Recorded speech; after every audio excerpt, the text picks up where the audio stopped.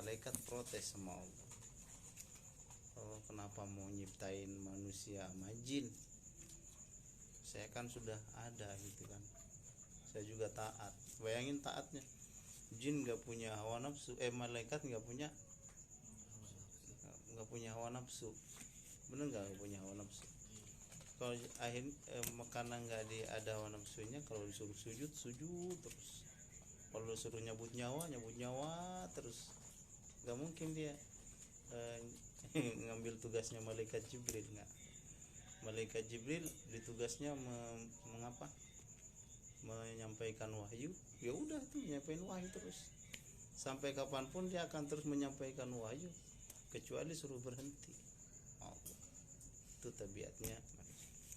Nah akhirnya setelah dia protes, akhirnya Allah bilang di dalam surah Az-Zariyat ayat 56 kepada malaikat, tugas manusia itu seperti apa. Jadi aku, kata Allah, tidak menciptakan hanya begitu saja. Mereka punya tugas. Karena malaikat mengira dia akan merusak di dunia, tumpahan darah segala macam. Nah kemudian kata Allah, wa ma khalaqtul jinna wal insan illa liya'budun. Wahai malaikat, tidaklah aku ciptakan jin dan manusia hanyalah untuk menyembah. Jin sama manusia itu menyembah dalam artian beribadah. Untuk apa? La lil ihtiyaju ilaihim. Aku menciptakan mereka, kata Allah, bukan karena saya butuh sama mereka, sama kita nih. Allah nyiptain kita bukan karena Allah butuh sama kita, tapi sebaliknya kita yang butuh kepada Allah. Makanya kalau kita berbuat dosa, berbuat kesalahan,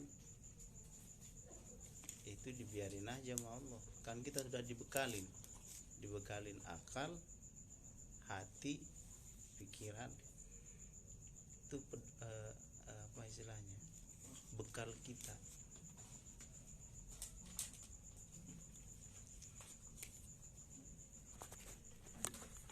Kemudian liyastaqirru biha, agar kita juga mengikrar dalam hati bahwa kita diciptakan ini benar-benar hanyalah untuk beribadah. Ibadah itu ada dua, ibadah mahdhah dan ibadah ghairu mahdhah. Ibadah yang hubungan langsung dengan Allah, ibadah yang hubungan langsung dengan sosialisasi kita dengan masyarakat. Kalau dengan Allah ya sholat, kalau dengan Allah ya zakat, ngaji. Itu dengan Allah hubungan kita. Satu huruf dapat 10 pahala. Yang berulang-ulang ngajinya, yang terbata-bata, yang salah, dia yang paling banyak pahalanya. Karena dia terus diulang-ulang, salah diulang. Yang paling banyak siapa? Ini nih. Iya. Bayangin coba, satu huruf tuh 10 kebaikan. Coba kamu tadi baca Al-Quran udah berapa huruf tuh? Kalau kamu baca Bismillah aja ada 19 ayat, 19 huruf, satunya 10 kebaikan. 10 dikali 19 jadi 190 pahala. Kamu cuma duduk doang, Masya Allah, 190 kebaikan kamu dapatkan. Itu cuma baca Bismillah. Berapa kali kamu tadi baca Bismillah? Bukan cuma 1 kali 2 kali. Masya Allah, luar biasa. Itulah eksistensi manusia. Kenapa Allah ciptakan ke dunia?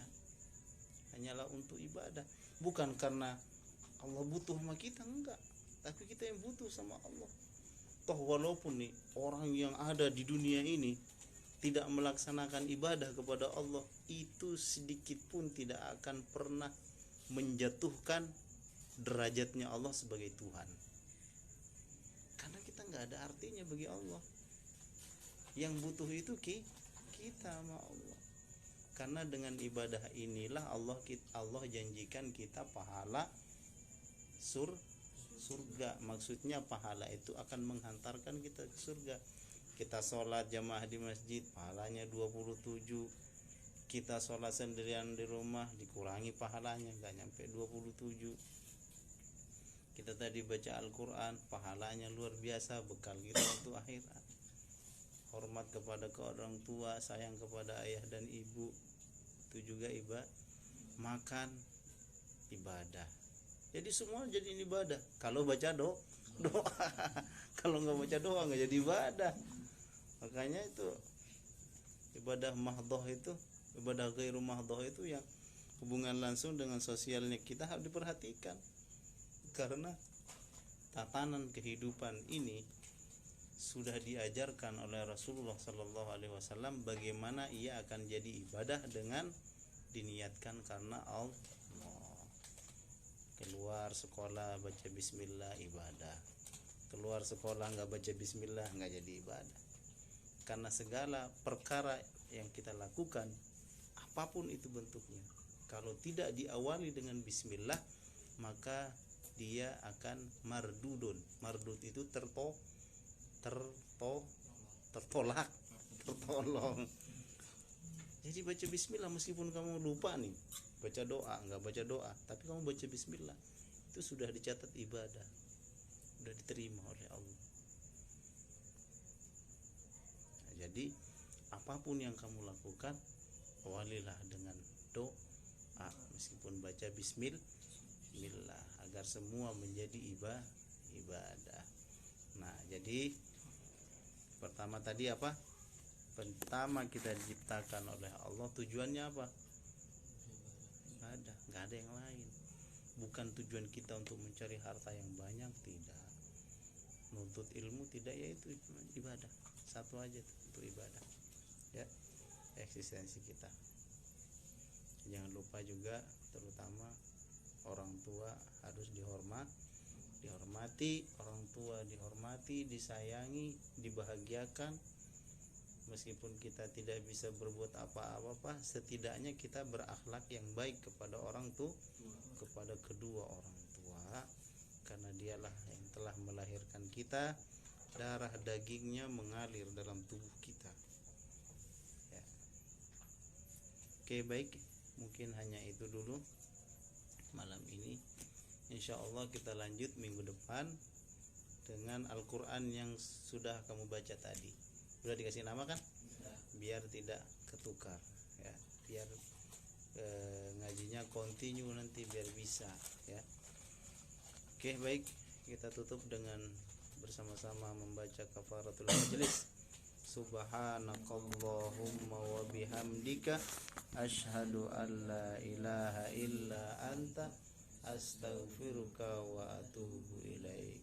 Assalamualaikum warahmatullahi wabarakatuh. Waalaikumsalam.